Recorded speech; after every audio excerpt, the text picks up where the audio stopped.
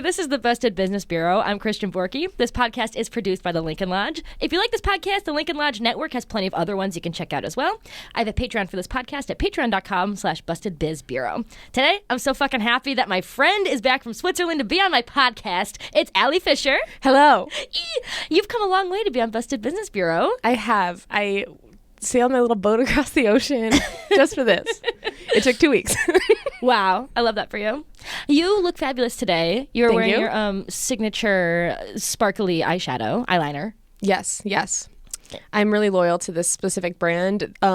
Internet rumor, they might be discontinuing it. Oh. Get it off the shelves while you can. Hello. Urban Decay Heavy Metal. Please sponsor me. Please, before it's too late. Hey, Allie, you know COVID? Do I? Yeah, I've heard of that. You might be familiar with this following story if you follow me on TikTok, which I have not posted on in several months. I don't know why anyone still follows me on TikTok. I don't use the app. Anyways. I follow you. Aw. Yeah. That's so sweet of you. I check every day, see if you post it. I posted one and then it got like no views and I deleted it hastily. Whoa. I know, because I was like, maybe I'm shadow banned on TikTok. Anyways, in August of 2021, I had this really crazy runny nose that was either a cold or allergies, or so I thought. I thought it was something innocuous. I got a text saying I had been exposed to COVID, so I got a PCR and a rapid test, and I did in fact have COVID. I was tested at a pop-up on Clark Street where the guy put the swab in my nose for me. He had blue gloves and the staff was processing the tests in the back in the little pod, and you could see them doing it. It was appointment only. They took my insurance information and my name and a little paper survey. The guy somberly handed me the envelope and he was like, "I'm so sorry, ma'am. You have COVID." And it was in a room full of people. It was so embarrassing. Anyways. Whoa, you're a menace. So I was fine. December of 2021, I had that same crazy runny nose that was very familiar to me. And since it was around the holidays, fucking everybody and their mother was lining up around the block to get the COVID tests. I don't know if you remember this. I've just blocked it out from my mind. In a panic, I walked to 3619 North Broadway in Chicago, which was the Center for COVID Control. You don't need an appointment, you just walk in. When you walk in, you filled out a thing on your phone, which needed a date of birth, a photo of your driver's license, a lot of other personally identifying information that I didn't need to give the first time. You sat at a table in a crowded room, administered the test yourself before giving it to someone at a desk who was not wearing gloves, and they email you your result anywhere between 20 minutes and 48 hours.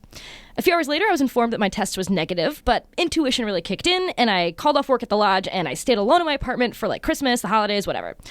I don't know if I had COVID, but it was the exact same sickness as when I did the first time. I was not the only person with this experience. Turns out my intuition was fucking spot on, because the headquarters of the place that I went to, the Center for COVID Control, was raided by the FBI 2 weeks later. Allegations of fraud being cited for a litany of misappropriation of government funds, allegations of improper handling of tests that we'll get into.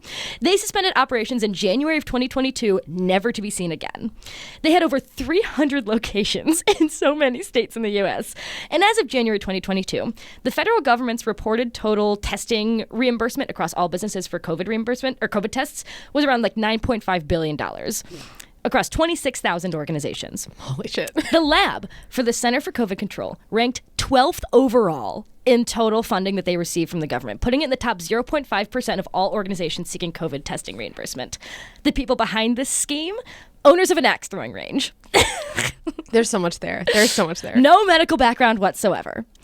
So, this episode isn't even about COVID per se. It's asking the question, what is our public healthcare system like where two completely fucking random people can make this much money defrauding the fucking government? Allie Fisher, are you ready to jump into this rabbit hole? Maybe, yeah. I'm strapped in.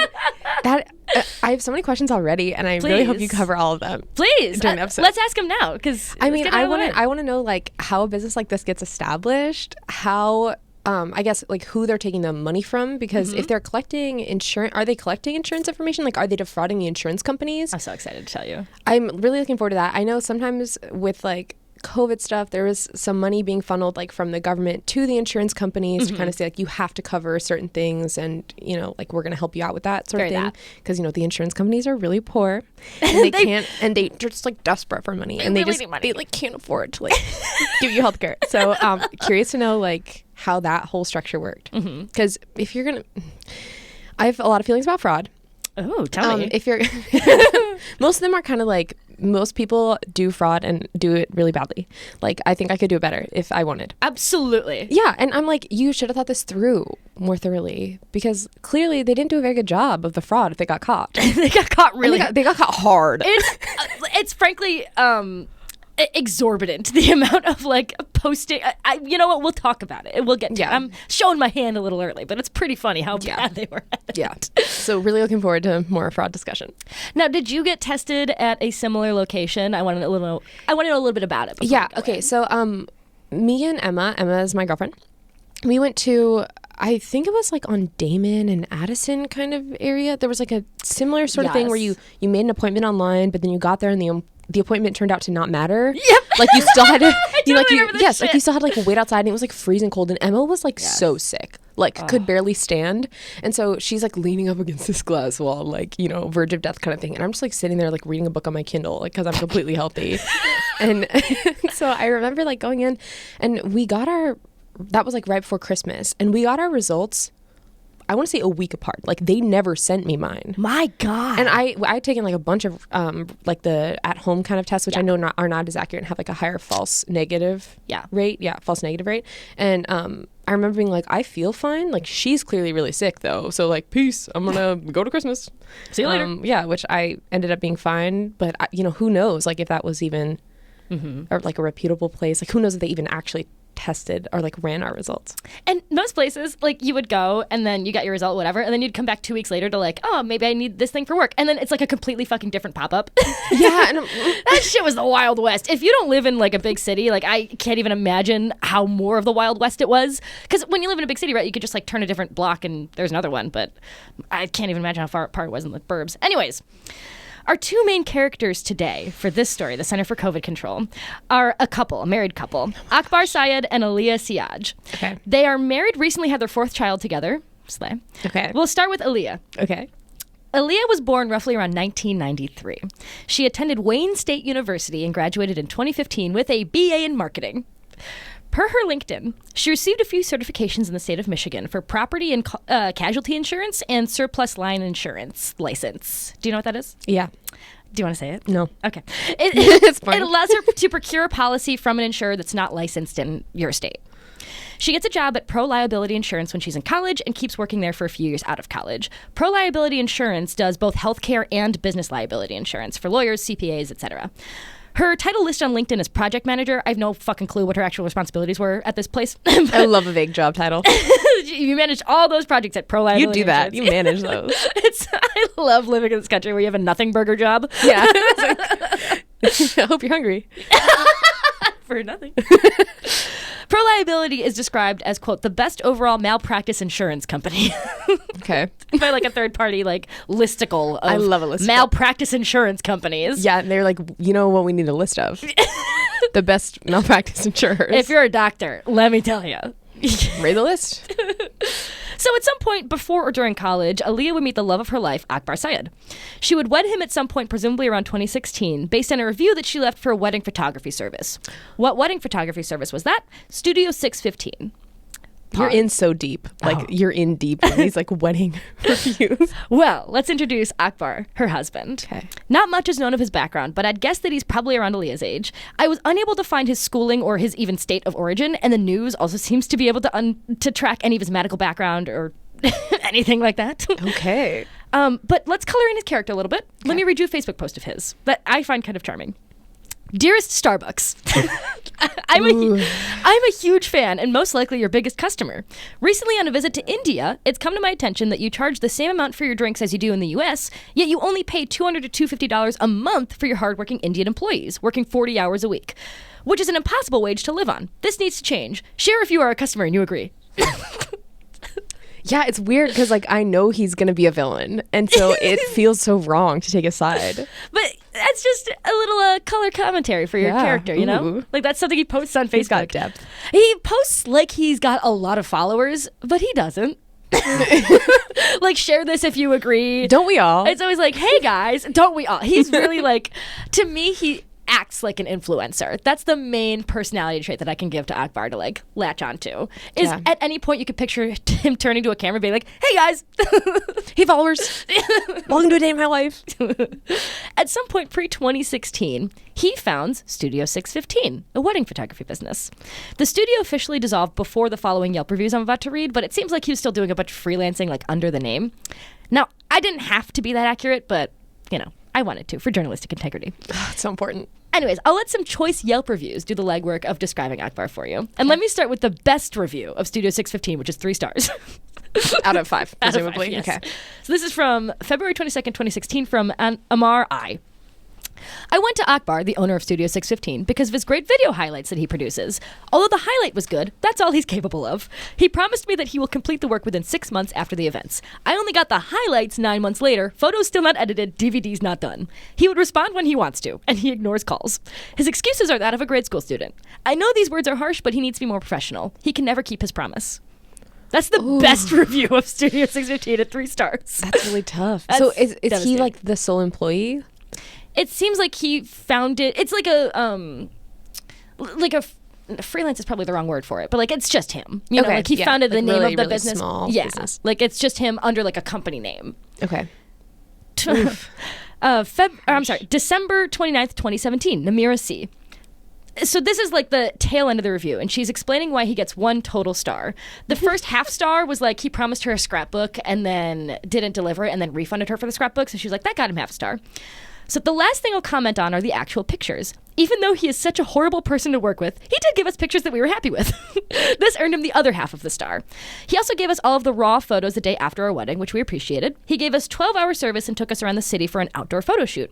He won our hearts by doing all these nice things, but I guess that's how he gets his clients. As soon as he gets his money, he runs with it. He convinces you that he'll do everything he promises, but his services following the main event is what got him only 1 star. Okay, at least they got the raw photos because you can like take those to somebody else to exactly get edited, I think. This is my favorite review from May 14th, 2017, Zane S. Akbar is a master of excuses, not photography or videography. He brought in an inadequate amount of photographers to the event, which prevented important moments from being photographed. In addition, he played our entrance song via YouTube without reviewing it in advance. About 10 seconds after my wife and I entered the hall, the song paused for lengthy film dialogue. That is like the wedding equivalent of rehearsal tracks. I can picture like a scene from Pulp Fiction starting to play when you and your wife are walking down the aisle. This has happened to me during trivia before. Like I'll look up just a YouTube thing because I need to do it on the fly. Like the audio file isn't working, and then like it's just like, you know, Lady Gaga music videos are like 6 fucking minutes long before they get to the there's video. a scene in the middle. Like you're trying to play that part in telephone, and then it's like Beyonce and Lady Gaga being like, "You ready?" So imagine that you're walking down the aisle and it's Beyonce being like, "You ready, B?" And also, though, I know those like I guess that's like kind of a DJ job. I know they get paid so much money, and so the fact that his budget was no, like he couldn't just like purchase the song or like otherwise. And you could just look up the lyric video on YouTube. That's always the safe move, at least for me. This is actually great advice. Advice. Yeah, you're not going to get film dialogue in a lyric video. No. You're getting the raw song. With the lyrics. Hopefully in some sort of italicized font. Usually on like Windows Movie Maker, you know, which I know a lot about because that's on my Johnny Cash Rules 32 page. Deep cut, I know.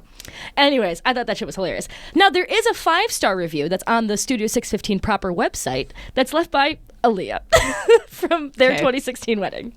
They showed up on time and they were friendly. The service was amazing. The photos were absolutely beautiful and they were very creative. Would definitely hire them again and recommend them to everyone. To which the vendor responded, "We really appreciate these kind words. It was a pleasure working with you." Okay, so as somebody who's looking for fraud at all times, yeah, that is suspicious to me because his company did the like photography for their wedding. Yeah, because it literally says allegedly Aaliyah and Akbar wedding. Like it is her. Okay, so of course she was happy with it because yeah, like it's his wife. Yeah, there's a lot of things on small businesses where you get your family or friends or even sock puppet accounts to leave positive reviews for you. So it's just clearly an example of that, which you're not supposed to do. But this is on his website proper, so I think that's how you can circumvent it. Also, nobody cares. I love the idea of a sock puppet reviewer. I've never heard that phrase. That's incredible. Sock puppet account? No, yeah, that's an incredible phrase. I've never heard that. Oh my god, yeah, that's like I used to do that when I was a kid. I would make sock puppet accounts to comment on like my own YouTube videos. That's why Johnny Cash Rules 32 is so popular. Yeah, all 26,000 subscribers are just me. so much work. These lovebirds were probably married around 2015 or 2016, and the pair decide that in their marital bliss, they will take over O's Donuts and Cafe. The cafe is actually pretty successful, but it was nuked in early 2020 by, guess what, the pandemic. O's Donuts and Cafe was actually so successful, in fact, that they also founded Bullseye Axe Lounge. Now, this really piqued my interest because I used to be an expert at one of those stupid fucking lounges. Not Bullseye specifically, but okay. That's one of my jobs. Whenever I tell people, like, one of my jobs in the past, they're like, why have you worked 40,000 different jobs? And I'm like, I don't know. It's a girl thing. You're going to have, like, a dossier that looks kind of like this, where it's like, it's all of the various projects. Yeah. If someone was making a podcast about me, it'd be a fucking mess. Yeah, and it would be, like, this kind of big, exciting roller coaster ride of... I mean, in reality, history. like, I would just put on this, like, Viking vest that was, like, hairy and just hit the bullseye. I mean, I got pretty good at it. But I remember I used to, like, post the videos and it was, like, really, really badass. Oh, I was like, wow, look at her throw that thing. They are allowed to just call them experts, but it's really just, like, some twink with a BFA. And that, like, tells you, like, oh, this is, like, how the Vikings did it. It's not. Which is fine. You know what? It's Maybe whatever. it is. I don't know. I don't need to tell this story, but I want to. I got a $5 Amazon gift cards anytime someone mentioned me by name in a public review. And I got enough gift cards where I bought a fucking Roomba. Like, I was really popular. Yeah. You have that, like, kind of celeb quality about you, though. Like, you're memorable and, like, really personable. Oh, yeah. I have a rakish charm about me. What can I say? Yes, you do. Yeah, the Roomba fucking changed my life, though. That shit was awesome. Anyways, for what it's worth, the Axe Lounge seems like it's actually really well run, despite some hilarious spelling mistakes on their websites, i.e. Ages 9 to 99. The word annual is spelled with one N. Annual. It's pretty solid looking otherwise. Like, no complaints on the Better Business Bureau website. The reviews are good. There's no alcohol allowed, which was my huge gripe with our sister location, that they served alcohol at the fucking axe throwing lounge. That's so fucking dangerous. Anyways, as mentioned before with their cafe, Bullseye Axe Lounge was hit hard by the pandemic.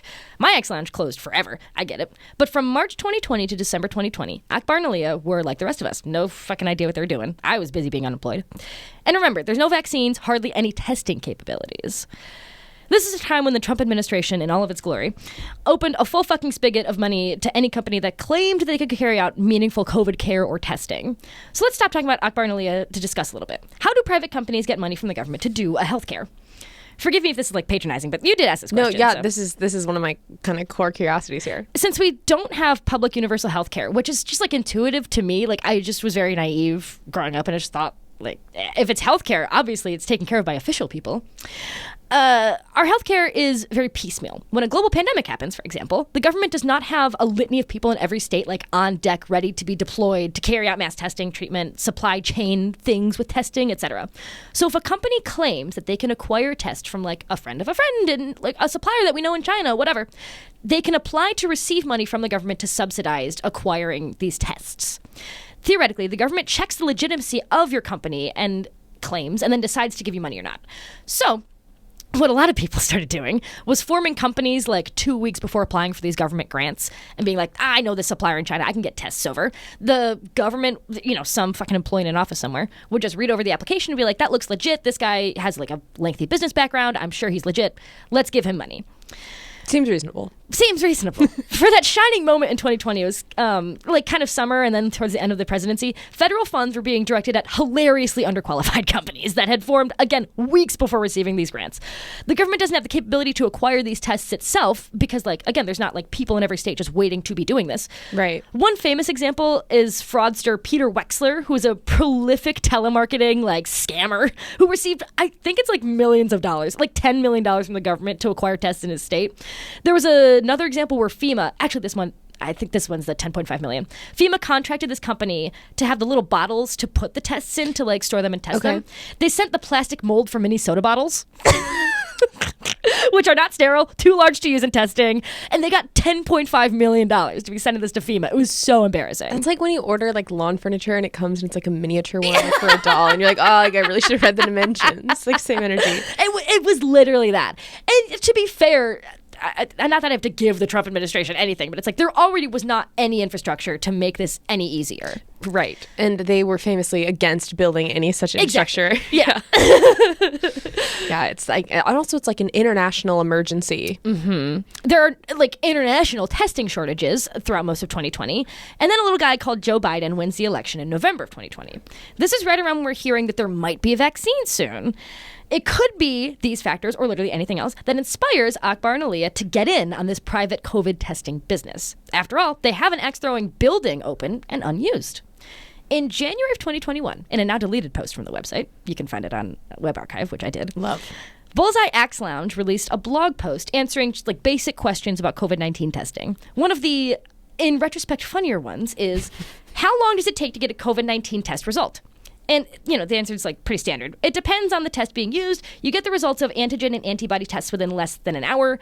The PCR test takes sometimes for a few hours to a day. Well, like it's just like standard whatever. Which is just funny to keep in mind that they say like it takes like a day to do PCR, couple, you know, an hour or so to get a rapid test. And then they were like returning the results to people like within minutes. Yeah. A month earlier, they had founded the Center for COVID Control. There is no affiliation with the CDC, mind you. This is just an incredibly well-named business. That, coupled with the logo that's a cross with some red and blue in it that's like rounded on the edges, I honestly thought they were a legitimate government-affiliated business, but no, you were just kind of able to do that. And COVID testing facilities were not regulated as healthcare. They were regulated as businesses. That is deeply upsetting. Did you know that? No, but it makes sense though. Like there's significantly fewer rules and stuff and like hurdles that you have to overcome to be a business versus being like a healthcare provider. The government, even though they're like, we're not going to give you any good healthcare, they're like, we are going to make sure that your healthcare facilities are at least like have some baseline like infrastructure requirements. And I guess we just put a lot of trust into big business to solve the needs of a public health crisis. So the following claim is not necessarily verified, but it's believed that their first testing facility is in the Axe Throwing Lounge. Like they just get some tests somehow. They're like, hey, come on in. We'll test you, whatever. That's where they get their start. And let me explain the business model of the Center for COVID Control, because I find it a little confusing. So this is honestly just for me. There are 3 stages of the COVID testing business: manufacturing the tests, administering the tests, and then processing the test results. The Center for COVID Control itself does not process the tests. Instead, it partners with a business called Doctors Clinical Laboratory to like actually do the equipment to process the tests. Doctors Clinical Laboratory was founded in 2001 by somebody who does seem to have proper medical credentials. It was a CLIA certified thing and was successfully run by Mary Jane Aramburo, who does not come back in the story. I don't know why I mentioned her name. It was a private small business that changed ownership in April of 2021. This is a write-up from Michael Figueroa. Sorry, I butchered your last name. Current Illinois business records show that the registered agent for Doctors Clinical Laboratory changed to a person named Mohammed Shuhajan on April 13th, 2021, with one address associated with the UPS store mailing box and another consistent with the same Chicago storefront address occupied previously by the organization. Though also listed as the new primary officer, open source records do not reveal a clear lineage to any known medical professional. Instead, an extensive local article notes, quote, federal documents and multiple former employees and business partners say that Akbar and Aaliyah ran the lab and the Center for COVID Control. So this lab is like the middle step of what you were saying. It's actually the end step. The processing of yes. results. Okay. So the Center for COVID Control just like gets your insurance information or whatever and then hands you the test. Then they send it to this lab to actually have the equipment to process the test. Okay. And then the Center for COVID Control then sends you the email. So like it's the Center for COVID Control is the middleman. The Doctors Clinical Laboratory is sort of the back end, where it's like we're processing the test, whatever. We're like deciding who's positive and who's negative. Literally, yeah. Like we are the medical part of it, the Doctors Clinical Laboratory. Again, like as the end of this states, Akbar and Aaliyah control 2 out of the 3 stages of this. Okay. They don't control manufacturing the test, but they control administering the test and processing the medical part of the test, which is, I mean, there's really no normal, but that's just important to know. They control 2 out of the 3 steps in this COVID testing business. The Center for COVID Control, again, 2 out of 3 parts of the COVID testing business. How do they make money from this? First, they buy the tests from some manufacturer. Then they're able to get some certified I'm sorry, I don't know why I repeated that. They do the work to administer and process the tests, and then they do one of 2 things. One, they go to the patient's insurance. The insurance companies, which Aaliyah would know more about than the average person, having her specific background, would subsidize the cost of acquiring the test and the labor to administer them, etc. Additionally, sometimes these COVID testing clinics would have a standard fee for either a PCR or rapid test that like is on the customer, which is just like a bleak word, but that's how it's described in all these documents as customer instead of patient or person. It's not run like a hospital or like a medical clinic. So a lot of these pop-ups would say like, no matter what test you get, you're paying me $35 just so like we can keep the lights on or do whatever. So it's a mix of insurance and, cost from the customer. On that note, though, no one really knows how much a COVID test should cost because hospitals, testing centers, etc., were grossly overinflating the prices. Sometimes the inflations were justified because of shortages and the manufacturers were like bilking up the cost of a test, but more often than not, it's just the same sort of like bullshit price gouging that insurance companies like doing. Right. So overcharging for these tests and saying like, I'm paying all of my lab administrators fucking $50 an hour, whether or not that's true. Like that is the cost that you, the insurance company, are paying for, which then will keep the lights on, da-da-da. So that's the first way to make money, is on the insurance or the consumer side of the deal. The other way is that the government at the time, and I believe it's still in effect, has this program from the Health Resources Services Administration called the HRSA COVID-19 Coverage Assistance Fund. I butchered that. COVID-19 Coverage Assistance Fund. See, okay, the Center for COVID Control, very well named. This fund, horribly named. Poorly named. What the fuck is this? No, come on. This is a mouthful. Talk to Aaliyah. I feel like I'm chewing on peanut butter here. She's got all the good ideas. Aaliyah has a BA in marketing. She knows exactly what's learn up. a thing or two. And this woman is good at it. I don't know why I've never mentioned that yet. It's pretty clear so far that they knew what they were doing. Because I feel like I'm a pretty well-informed person, and I was basically tricked. You're bamboozled. I was bamboozled. Anyways. This fund is basically for people who don't have insurance. The government will front the costs the insurance companies were fronting for their clients, So that's just the money companies can get from doing the actual testing. It seems to me, and my knowledge of this is pretty fuzzy from the whole pandemic has been very confusing, but I believe that the Center for COVID Control was also getting separate government monies for things like building costs, admin tools, email, whatever, etc., because they were administering COVID relief. You know what I mean? Like testing is part of COVID relief efforts. So I believe there are separate grants, funds, whatever, that they can acquire that are not just like, hey, we got all these tests, pay us for the tests. It's like, hey, we also have this building, pay us for this building sort of thing. Does that make sense? Yeah, they're kind of like double dipping a little bit. Exactly. So the government poured billions of dollars, obviously, into reimbursement funds for any private organization that was fighting the fucking plague. So I believe this was also a revenue stream for the Center for COVID Control. This piece of the puzzle was worth a lot of money. Oof. So all of that is leading up to the expansion. So far, we've only described the one thing in the Axe Throwing Lounge. The Axe Throwing Lounge location is the cherry on top. How are you doing so far? Because that was a lot of me talking. I'm totally following. Okay. So interesting that like as an insurance company, you're kind of like the middleman between the service provider. Because if we're talking about like a business, you're the middleman between the service provider, which is like the medical healthcare people, and the customer patient. And so as the insurance company, literally all you're doing is handling the money. Yeah. And so that is already odd. And then you add another layer of the government is like kind of throwing money at the insurance companies too, and being like, we'll cover certain things, not other things, and we don't have a standardized price that we're willing to pay. Yep. We'll pay anything. We will pay anything. It varies state to state too. Like it's just a fucking nightmare all around because our current infrastructure for healthcare is stupid. Yeah, but it's also so sad thinking about like leading up to this, we were so like unprepared as a nation. And so like that part is also wild to know that they were just like tossing money at the problem because they did not have other options. Exactly.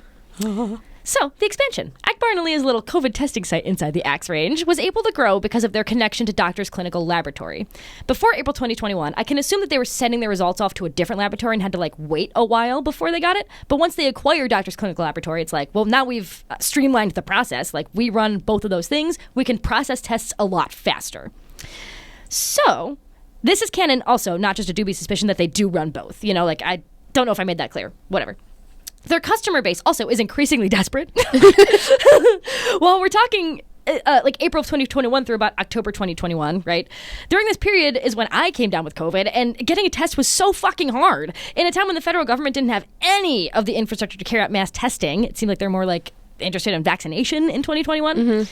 And leaving like testing to the private sector, I guess. People were forced to get tests from anywhere because they certainly couldn't get it from fucking Walgreens or whatever. What set apart the Center for COVID Control, too, was their promise that all of the tests were going to be free. Bold claim. Bold for claim. someone that's billing the insurance companies and the government. But like at least on the consumer end, you didn't have Yeah. to pay that $35 to get your test, which I don't know if that was true at every location, but at least a lot of them were like, it is free. And we will deal with the insurance. Like we have people on the back end who know how to do that. Whereas a lot of the COVID pop-up tests were just like, we're getting money from you because we're standing here. We got the tests. Like, fuck you. Like we're doing it right here, you know? COVID like ruined their donut business and they're like, we're coming for COVID. COVID, you're canceled. We will avenge O's Donuts and Cafe any way we can. So I believe it is Aaliyah's prior insurance knowledge that perhaps fosters this bold claim of like, we will handle insurance. They were also able to do the legwork of getting reimbursed for all their COVID health care that they were providing. I'm sorry. I was just saying the same thing I was before. Anyways, July 29th, 2021, Akbar Syed posts the following on his Facebook page. Who to all of his followers. Now hiring. Our lab is currently at 30 employees, looking to add 10 more staff for data entry and customer care.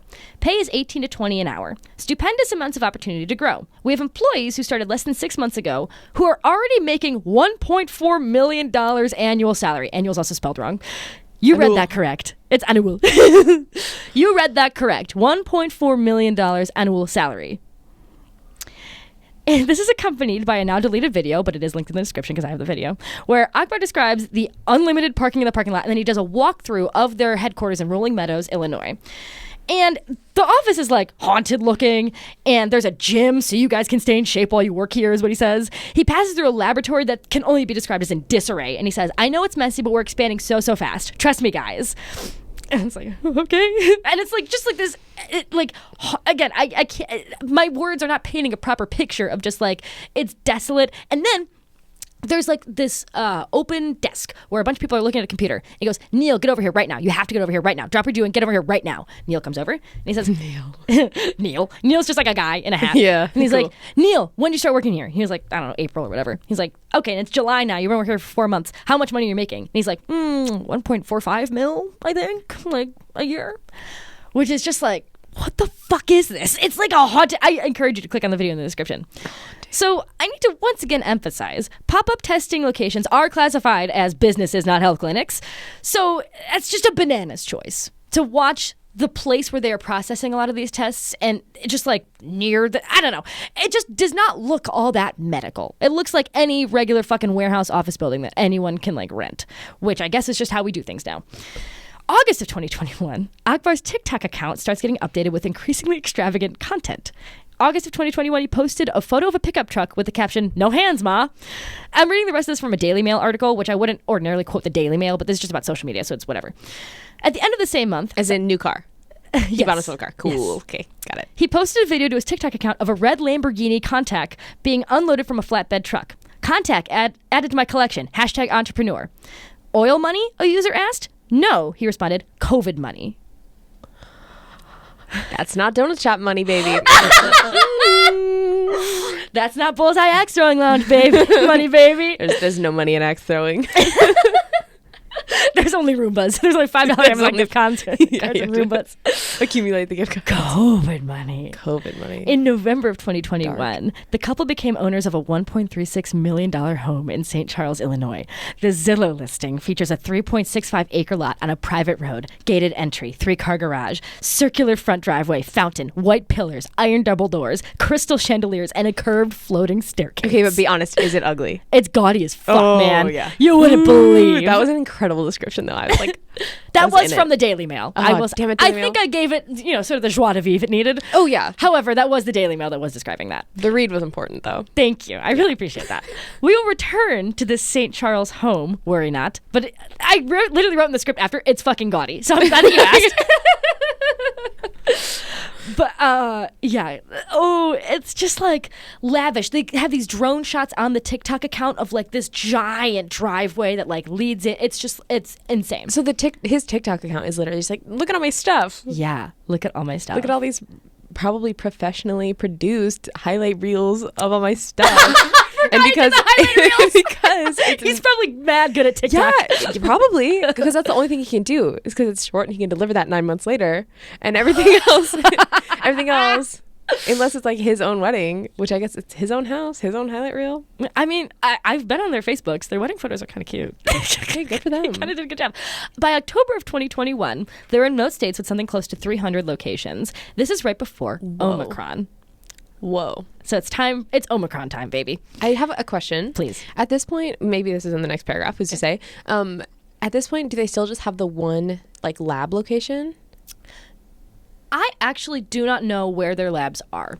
I don't know how many lab locations they have. I know they certainly have the one in Rolling Meadows, Illinois. I'm not sure. I think they had like lab equipment on hand at a lot of these pop-up sites, and when they didn't, it was sent to wherever they had the lab. I'm just remembering how like disastrous like shipping and stuff was. And we'll so, get there. Okay. So I don't have the figures on like how many labs they actually had, but we'll talk about it. Okay. I know it might be hard for the children to remember, but there was a time you had to prove you had a negative test before you could get on planes, go to school, go to work, etc. Since Doctors Clinical Laboratory is CLIA certified, the Center for COVID Control was a site that was accepted by most places, airlines, whatever, as a legitimate testing facility for travel and work needs. As they continue to wrap up and expand, some unusual activity starts happening on their Better Business Bureau page. At the end of November of 2021, the page begins being inundated with comments describing the business as a little sketchy.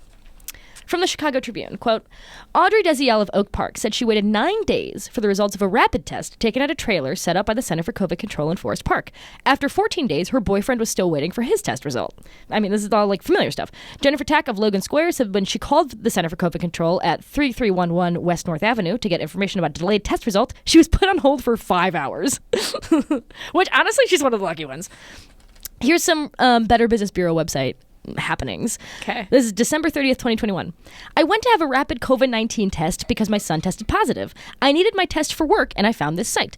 I went in December 28th, 2021. I took myself and my 2 daughters. We waited 2 hours for the workers to finish their lunch break. Hungry. A girl's gotta eat. A girl's gotta eat. They're having lobster. They're cooking it too. That's why it's taking so long. When we were finally able to get tested, we were told we'd have our results in 3 hours. It's been over 24 hours and nothing at all. I went to read the reviews after getting no results and found out that this seems to be the norm for this company. They charge your insurance company for test results you never receive. December 29th, 2021. I went to the free testing site in Brooklyn run by the Center for COVID Control on 12/21/2021 for a COVID test, and I never received my results. I provided my insurance information and a copayment of $15. I filled out all of the necessary forms, listing my contact information numerous times, but I never received receipt of payment or results. I attempted to contact them at the number on their website, waited for 5 hours, was redirected to their voicemail, which told me it was full, then disconnected. I believe this business will be fraudulent in their services offered. I am now fearful of what they will do with my information. Whoa, there's so many Christian Borky like crossovers here happening. They have all your like health info. They have photos of your fucking driver's license too. Like they asked. Know where you live. On January 8th of 2022, Grace Hawk at USA Today posts an article titled, "What's the Center for COVID Control? Questionable site spotlights nation's thirst for quick testing." And here's some of the article. After she didn't hear back for several days, Weber, some person she's fucking interviewing, who cares? Some fucking person, I don't know. Said she began posting complaints on the site's social media pages, which she believed prompted the testing site to email her results, which were sent from results@dcltesting.com. While the result from the Center for COVID Control was negative, the result she received from the second test of the day was positive. I felt like they just sent negative results, Weber said. I got upset and worried, thinking they're going to kill somebody if they keep sending out false negatives. Weber said she reported the testing site to local officials and was later contacted by an investigator from the Minnesota Attorney General's office, who informed her she was not the first to be reporting issues of this testing site. And here's a baffling piece of the article that's buried at the very bottom. Asked about the company, the FDA said, quote, "The FDA regulates and reviews COVID-19 diagnostics. Companies providing testing services are not within the FDA's purview." Out of scope. Out of scope. Can you believe that? I can't believe that just casually appeared in a USA Today article that it's not under the FDA's scope. Whose fucking scope is it under? The FBI, apparently. We'll get there. We'll get there. One more thing I want to say about the article that I'll circle back to later is that Joe Biden kept publicly saying that like people should go on Google and search COVID testing near me. Like that was from the top down, we were encouraged to go find testing. So keep that in the back of your mind. Yeah, it was like do it yourself, be your own hero kind of thing. Yeah, like you can, it's so easy, you can do it. After a few days after this article, a swath of other local news sites start getting on the beat for the Center for COVID Control. This is from Black Club Chicago. Quote, Yay. the Centers for Medicare and Medicaid Services, a federal agency that oversees the company's go-to lab, has found, quote, non-compliance and deficiencies in the lab, according to a spokesperson. A December review from the agency cited the lab for immediate jeopardy, which is the most serious infraction. Wow. Noting that it made mistakes that led to tens of thousands of PCR tests being unable to be processed and workers weren't following proper procedures for rapid tests, among other concerns. This is where we get the famous trash bag pictures of how they were sending them to the laboratory. Yeah. And people report, like, taking their test, being instructed to go and throw it into a trash bag with all the other tests. And just praying. That's okay. My experience going to like a potentially sketchy COVID testing place was that it felt really official. Like, I think if I would have been told, hey, go toss your snot thingy into the trash bag of everyone else's snot, I would have been like, this is clearly fake. Now, the one that I went to on Broadway was you hand it to somebody who's wearing like a lab coat or whatever, and then they go toss it in a trash bag. And if you looked in the back office, you could like see the trash bags. Yeah, if there were trash bags happening at the place that I went a couple of times, like, I was not made aware, which I think is a better system of fraud. It's a great example of like, you could do the fraud better. You could. You could. You just close the door. Put a Make curtain the extra up. effort. Put a curtain Go up. to Target. Go to Target. It's get a ring $15. divider. It's worth it. It's worth it. The Attorney General in Washington files a lawsuit against the company. And from Black Club Chicago again, the lawsuit alleges that the company provided invalid, false, and delayed COVID-19 test results or no results at all, and it had unlawful practices, including storing tests in garbage bags for more than a week and backdating old samples. The company's employees marked customers as uninsured even if they had insurance, sending the testing bill to the government were told to lie to customers, according to the lawsuit. So do you remember before how we have the like HRSA uninsured COVID safety relief? Not only were they doing that, it's also alleged, still at this point alleged, that they were double dipping, as in they had a test for one person, they billed the insurance company, and then also claimed them as uninsured and sent that to the government. There's so much there. That's so deeply layered. It is so deep. It gets even deeper, my friend. It's like full conspiracy territory. Right? And this is just like fucking a walkable distance away from where I went to get to. It's just nuts. Okay. And everyone's like, I don't know if I'm sick or not. Like, I have a runny nose and I'm panicking and it's Omicron. And And there's a time where, again, you couldn't get any tests on the shelf and it was hard to get, like, testing from anywhere. On January 19th, 2022, Minnesota joins the chorus of lawsuits. Then Oregon, then Arizona. The list keeps growing of, like, attorneys general getting in on this shit. being like, wait a minute. I can't remember if I said this already, but on January 15th, the Center for COVID Control announced that it's going to pause operations for, like, a week. They never come back. And this is from their website, January 20th, 2022. The Center for COVID Control announced today that it's extending its pause on operations and will not be reopening on Saturday, January 22nd, 2022. CCC remains committed to providing the highest level of customer service and diagnostic quality and will not resume collection of patient samples until staffing resources permit it to operate at full capacity. As previously announced, CCC is using this operational pause to train additional staff on sample collection and handling, customer service and communications best practices, as well as compliance with regulatory guidelines. CCC will provide an update on reopening plans when appropriate. Which I guess So hide the trash bags more effectively. Be nicer on the phone. Wear the gloves. Wear the lab coat. Be better at lying. Don't leave people on hold for 5 hours. Or do, but be nice about it. Play better music. Careless Whisper, George Michael. On repeat. CCC and DCL did not require site operators to have any experience with COVID testing or in the medical industry generally. Instead, CCC and DCL were responsible for ensuring that staff at the test sites had appropriate education, training, certification, and experience needed to perform their duties, which apparently is legal? I thought this was sort of like a Red Cross sort of thing where you need to be like, have some basic blood training or like pay for a course or get certified or whatever. I actually don't know if that's true of the Red Cross. But like, I thought that there were more strict practices when it came to who was testing you. But no, it did not matter because once again, it's regulated as a business and not as a... I kind of got the vibe, though, from the people that I interacted with that they were just like, you know, it's not super difficult to like run a, so like I would be pretty comfortable with somebody that had like an hour-long training session. You know, they're like shoving the thing up your nose and like swiping it around. And I feel like if you're, in theory, if you're following like the proper like sanitary requirements, which they were not, I don't think it's that easy to mess up, but The trash bag thing, they found a way. You're not coming back from that. Yeah, no. And those trash bags are huge, mind you. It's not like a tall kitchen trash bag. We're talking industrial size. Industrial heavy duty.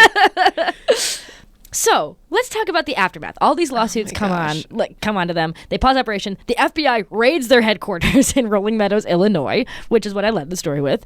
Do they use the gym? Stop for a quick bench press. Which in the video, circling back, he walks in and someone is clearly like staged, like about to pick up the thing, and then he starts lifting. He's like, oh, me? Like, oh, hey, you caught me. Just working out. So let me pause and ask, what do you think should happen to Akbar and Aaliyah? I'm not even spoiling anything by asking you, but what would you charge these people in a court of law? Let's talk about it. Okay.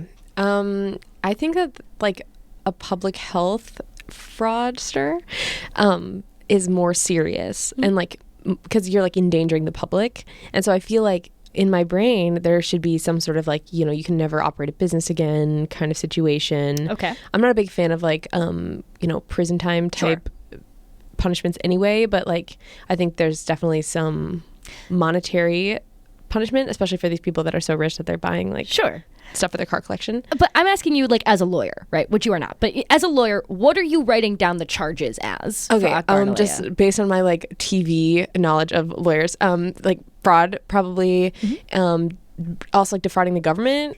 Mm-hmm. I'm not sure what else though. So here's the thing. When I think about this, you can imagine all the people like me who probably had COVID who then tested negative, who then went out, spread COVID unknowingly to somebody who got really sick, maybe even died, right? There's those sort of Okay, negligence, public endangerment. I don't know. Okay. These are words. Yeah. And here's the thing about that though. You cannot prove that a test that was faulty, a test was faulty or improperly handled, actually led to somebody's death, because there is not strict tracking like that. You cannot prove that your test was just it was a false negative or a false positive or whatever it is. You also cannot get there's not a lot of customers who are I got tested here, then I got tested at a different location and that one was positive. You know what I mean? It was already hard enough to get one test and wait in the line and yeah. Mm-hmm. So here's the thing. Because they are a business, as you remember, they have to be charged with fraud, violated fair consumer practices. Practically, this means that you cannot quantify the negligence or damage from inaccurate testing. You can only say that the product that they were selling was faulty or misadvertised. In this case, the 24-hour window or whatever that they promised is the only sticking point that AGs actually have on them. So in every single one of these lawsuits, you have what is, on paper, not a big deal. They promised you a test in 15 minutes. They didn't get it back ever. False advertising. Exactly. Adjacent. So there's sincerely no way to quantify how much damage these people unleashed onto the public. The most you have is a customer saying here's when I took the test, here's when I got my result, here's the emails, whatever. You can't prove that the tests were wrong because most people don't take a test to prove it's wrong, or that the result was incorrectly reached but happens to be correct, or that the equipment was used correctly but it was faulty. The data is too noisy. You know what I mean? So let's talk about Arizona for a second. I believe Arizona and Washington are the only ones that have gotten far enough to actually have any punitive measures to be taken against Center for COVID Control. So, quote, Aaliyah Siaj and Akbar Syed are permanently enjoined, restrained, and prohibited from providing medical testing or collection services in the state of Arizona, providing marketing data management, medical sample handling, compliance, training, or customer service for medical testing or other collection services in the state of Arizona. Payment terms. Defendants are liable and obligated to pay the Attorney General the amount of $20,000 in consumer restitution due to be deposited into the Consumer Retention and Remediation Revolving Fund. Are you fucking kidding me? No. $20,000. I'm sorry, Neil was making $1.45 mil. Yeah. Neil could have paid that easily. It's something like $42,000 in Washington, and that's all they can do. Remember, their home is worth $1.36 million. Allie Fisher, the cold and unfortunate truth is they got away with it. Oh my God. And let's talk about what they got away with. Let's just give some numbers, perhaps. As of January 13th, 2022, so that's kind of around when they closed, the data update prior to this post, a search for Doctors Clinical Laboratory reveals 2 entries for fund receipts in Chicago, Illinois and Rolling Meadows, Illinois, consistent with the 2 known DCL locations. The data shows that Chicago storefront location received $1,370,000 for reimbursement for COVID testing functions, $47,000 for treatment functions, blah, blah, blah, yielding a reimbursement for Chicago of $1.4 million, roughly. Nearly double the estimated pre-pandemic annual revenue of this location. that number pales in comparison to the federal reimbursement provided to the Rolling Meadows site. There, reimbursements of $113 million and $8 million for testing and treatment, respectively, add up to a total of $122 million for that site. Altogether, DCL earned a grand total of $124,063,148 from the U.S. government in 1 year. That's what else is wild. Is like this business wasn't even that like long lived. It was literally, they were just like, wouldn't it be so crazy if we like got back at COVID for ruining our donut business? I'm really fixated on the donut business. $124 million. That's a lot of Skittles.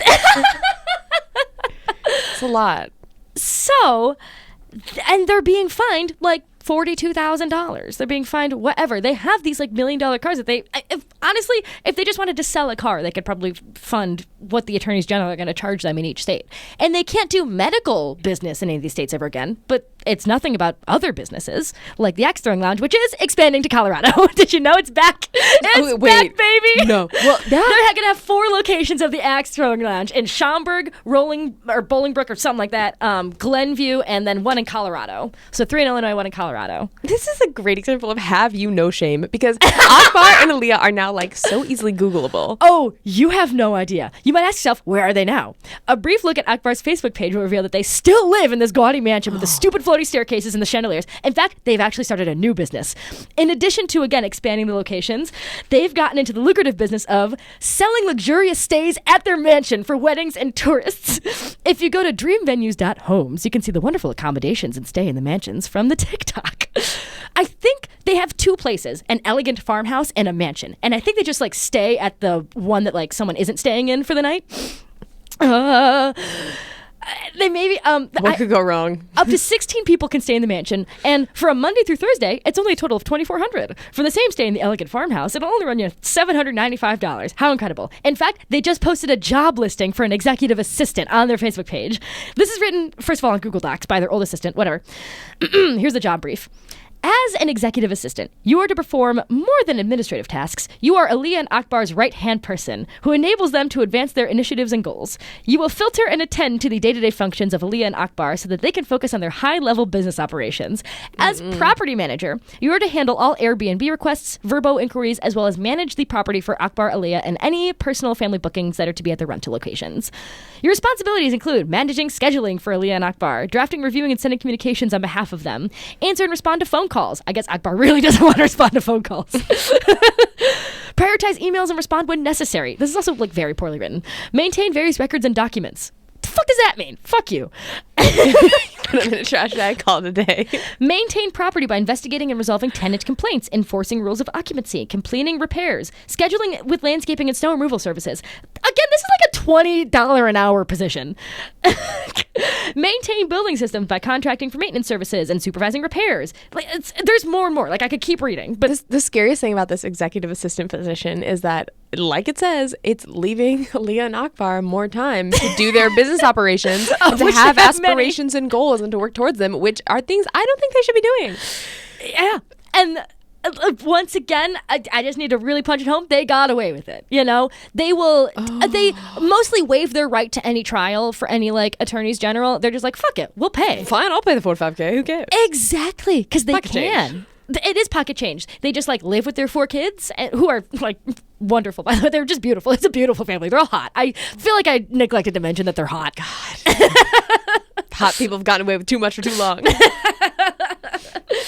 And so what I want to accomplish from the whole they got away with it spiel is not that I necessarily desire for them to be like imprisoned or punished in that sort of way. Well, they're way too hot for that. I mean, they're too hot for prison. I appreciate that we don't have a legal system framework to imprison them for something that is like technically unprovable. Like you cannot quantify these damages. And so I am glad that we live in a system where you can't just like say it and then it is true.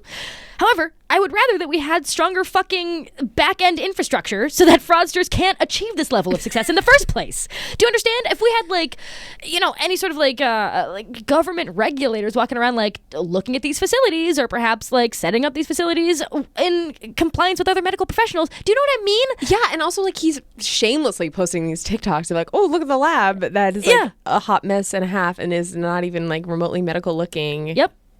And it took like, Actually, I don't know the causal connection between when the investigation started and like, you know, consumer complaints online. I have to imagine it's all like sort of intertwined with Omicron and like everybody was complaining. However, it takes people complaining for someone to actually do something. It's responsive. None of it's proactive. You know what I mean? And so I would prefer these things to maybe be a little more proactive. Maybe we could have caught them a little earlier. We need to be ready for next pandemic. Literally, yeah. Like, I don't want a state AG to criminally charge these people, because they'll lose. But I want it to not happen. I don't want to come up with some cockamamie reasons to send them to jail. I just want better oversight, safety. This is so frustrating. Regulation cooked into our fucking healthcare in the first place. That's where my attention is drawn, you know? It's juicy, but it makes my blood boil. Yeah. Yeah. And what's truly so evil about this, and I feel like I hope I've been mentioning enough, is how little regulations we've had overall dealing with the pandemic. The structural thing doesn't happen overnight, but it's laughable how much experts were like warning about this and how much we didn't do anything. And we still are not doing anything, you know, when it comes to COVID. So here's one last thing I want to mention from the USA Today article from Grace Hawk. Illinois Attorney General Kwame Raoul issued a consumer alert Tuesday warning residents about pop-up coronavirus testing sites.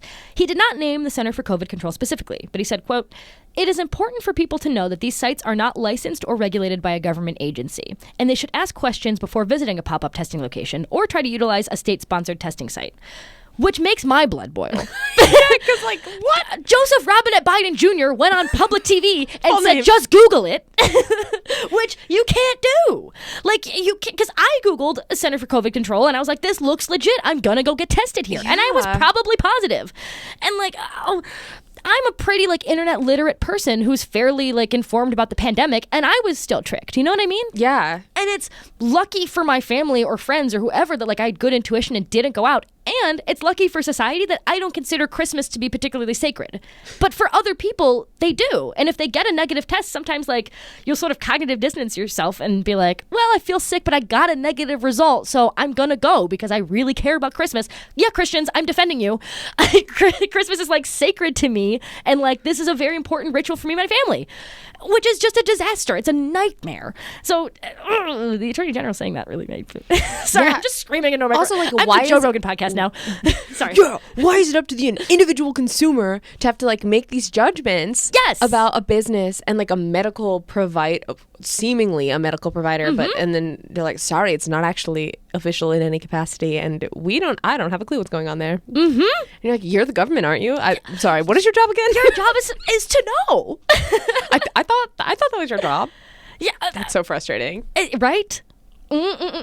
So, you know, like, fuck Aaliyah and Akbar, obviously. Yeah, damn. But, oh, God, hot people. But mostly fuck, like, the decades and decades of intentional dismantling of any useful public health system that could have prevented what I assume is pretty wide-scale tragedy in the first place. Because I have to imagine these people are directly responsible. They were processing hundreds of thousands of tests. Or I guess not processing hundreds of thousands of tests.